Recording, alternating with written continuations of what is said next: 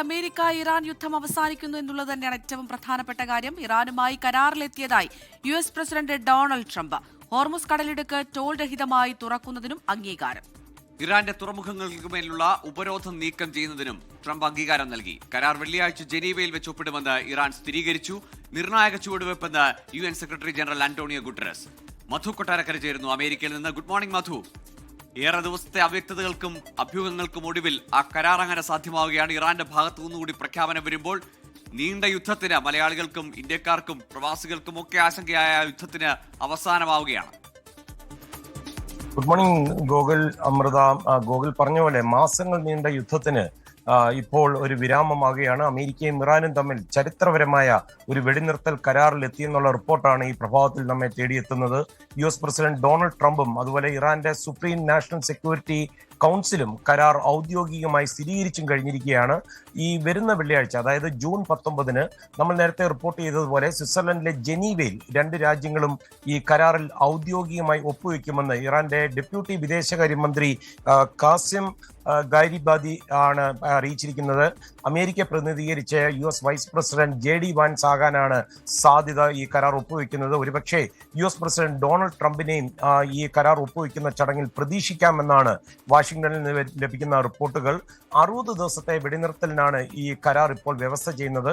കരാർ പൂർണ്ണമായും നടപ്പിലാക്കിയ നിരവധി രാജ്യങ്ങളുണ്ട്, മധ്യസ്ഥരുണ്ട്. അവർക്കെല്ലാം അഭിനന്ദനങ്ങൾ നേരുന്നതായിട്ട് ഡൊണാൾഡ് ട്രംപ് പറഞ്ഞു.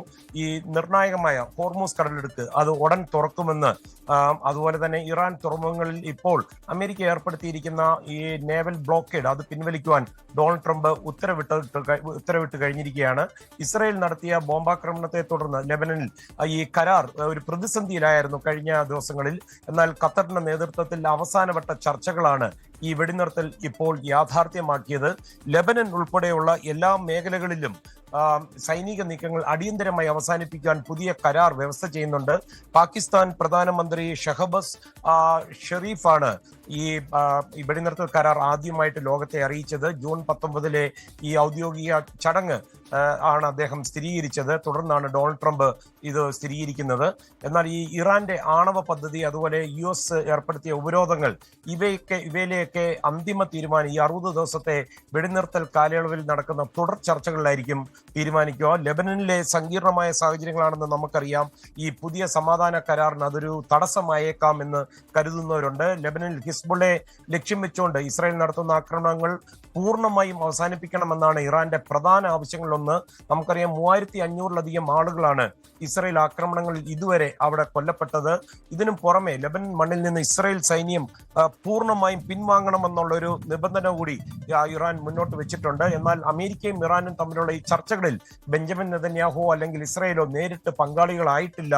അതുകൊണ്ട് തന്നെ ഹിസ്ബുള്ള തങ്ങളുടെ രാജ്യത്തിന് നേരെ ആക്രമണം തുടർന്നാൽ ഒരുപക്ഷെ ഇസ്രായേൽ ശക്തമായി തിരിച്ചടിക്കാൻ സാധ്യതയുണ്ട്. ഫ്രഞ്ച് പ്രസിഡന്റ് ഇമാനുവൽ മാക്രോണും അതുപോലെ UN സെക്രട്ടറി ജനറൽ ആന്റോണിയോ ഗട്ടറസ് ഉൾപ്പെടെ ലോകത്തിന്റെ പല ഭാഗത്തു നിന്നും രാഷ്ട്ര നേതാക്കളും മറ്റു ഉത്തരവാദിത്തപ്പെട്ട സ്ഥാനങ്ങളിൽ ഇരിക്കുന്നവരും ഈ കരാറിനെ അഭിനന്ദിച്ചുകൊണ്ട് രംഗത്ത് വന്നിട്ടുണ്ട്. ഗോകുൽ, അമൃത.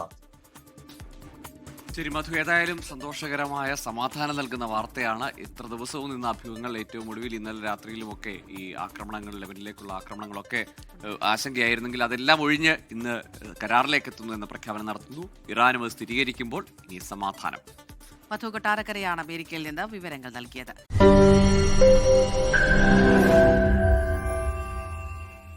ലോകത്തെവിടെയായാലും ഏത് സമയത്തും 24 വാർത്തകളും ഓഗ്മെന്റഡ് റിയാലിറ്റി പാക്കേജുകളും എക്സ്പ്ലെയിനറുകളും വിശദമായി കാണാൻ ഞങ്ങളുടെ YouTube ചാനൽ നിങ്ങൾക്ക് സബ്സ്ക്രൈബ് ചെയ്യാം.